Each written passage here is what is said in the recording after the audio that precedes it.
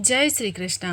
आज की इस वीडियो में हम जानेंगे कि निर्जला एकादशी के दिन माता तुलसी का पूजन हमें किस प्रकार से करना चाहिए और किन बातों का हमें विशेष ध्यान रखना चाहिए। तो साल 2026 में निर्जला एकादशी का व्रत 25 जून 2026 गुरुवार को रखा जाएगा।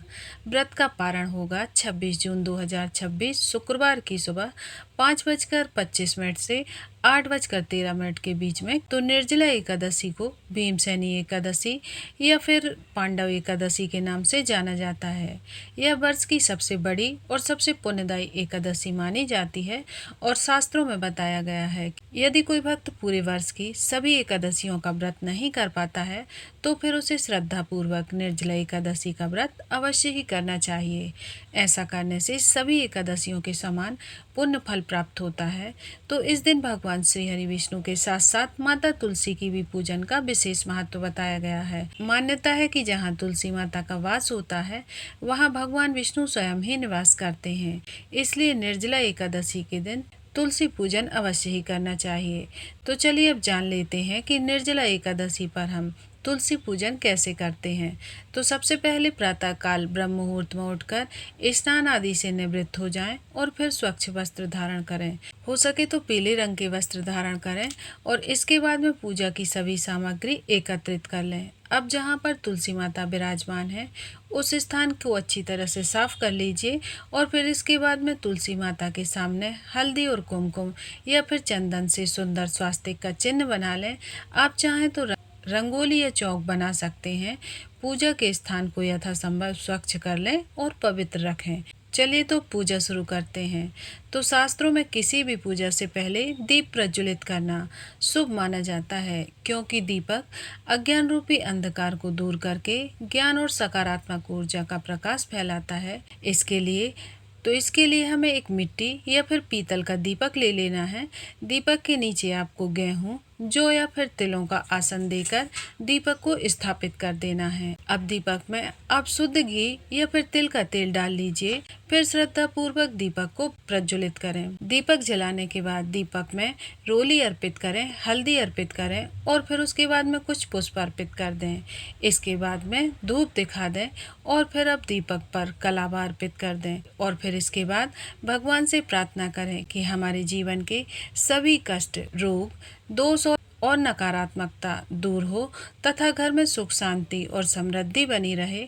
दीपक पूजन पूर्ण होने के बाद अब हम माता तुलसी की पूजन करेंगे। तो सबसे पहले दोनों हाथों को जोड़कर माता तुलसी को प्रणाम करें और उनका ध्यान करें। इसके बाद में एक लोटे में स्वच्छ जल भर लें। यदि आपके पास गंगा जल उपलब्ध हो तो उसमें से कुछ बूंदें गंगा जल की भी आप मिला सकते हैं। अब श्रद्धा और भक्ति के साथ तुलसी माता की जड़ में धीरे धीरे जल अर्पित करें और जल अर्पित करते समय भगवान श्री हरि विष्णु और माता तुलसी और हरे कृष्ण महामंत्र का स्मरण करते रहें तथा अपने परिवार की सुख, समृद्धि और उत्तम स्वास्थ्य और मंगलमय जीवन की कामना करें। एकादशी के दिन चावल का प्रयोग वर्जित माना जाता है, इसलिए आज की पूजा में अक्षत का प्रयोग नहीं किया जाता। अक्षत के स्थान पर आप यहाँ पर सफ़ेद तिल अर्पित कर दीजिए और अब बड़े ही श्रद्धा पूर्वक माता तुलसी को सिंदूर अर्पित कर दीजिए। तुलसी माता देवी का स्वरूप मानी जाती हैं, इसलिए उनका श्रृंगार करना अत्यंत ही शुभ माना जाता है। सिंदूर अर्पित करते समय अपने परिवार के सुख, सौभाग्य और मंगलमय जीवन की कामना करें। इसके बाद में तुलसी माता के गमले को रोली और हल्दी से सजा दीजिए और फिर गमले में स्वास्तिक अन्य शुभ चिन्ह बना दीजिए। अब तुलसी माता को बिंदी अर्पित कर दीजिए तथा वस्त्र के रूप में कलावा और चुनरी अर्पित कर दीजिए। इसके बाद में अगर आपके पास सुंदर फूलों की माला है तो फिर तुलसी माता को माला पहना दीजिए और इसके बाद में फिर पुष्प अर्पित कर दीजिए। आपके पास जो भी सुगंधित पुष्प हो उपलब्ध हों तो आप फिर उन्हें श्रद्धा से अर्पित कर सकते हैं। धार्मिक मान्यता है कि माता तुलसी का श्रृंगार अवश्य ही करना चाहिए, इसलिए संभव हो तो उन्हें चुनरी अर्पित जरूर से कीजिएगा। साथ में ही सुहाग की सामग्री जैसे बिंदी, मेहंदी, चूड़ी आदि भी अर्पित कर सकते हैं। यदि तुलसी का पौधा छोटा है तो केवल चुनरी और श्रृंगार की सामग्री अर्पित करना ही पर्याप्त माना जाता है। अब तुलसी माता के सामने एक जल से भरा हुआ लोटा रख दीजिए। इसके बाद में तुलसी माता को भोग अर्पित करें। तो देखिए, निर्जला एकादशी के दिन अन्न का भोग नहीं लगाया जाता है, इसलिए भोग में आप मेवा मिश्री, मखाना या फिर सूखे मेवे या फिर फल अर्पित किए जा सकते हैं। अब अपनी श्रद्धा के अनुसार यहाँ पर कुछ न कुछ दक्षिणा जरूर से अर्पित करें।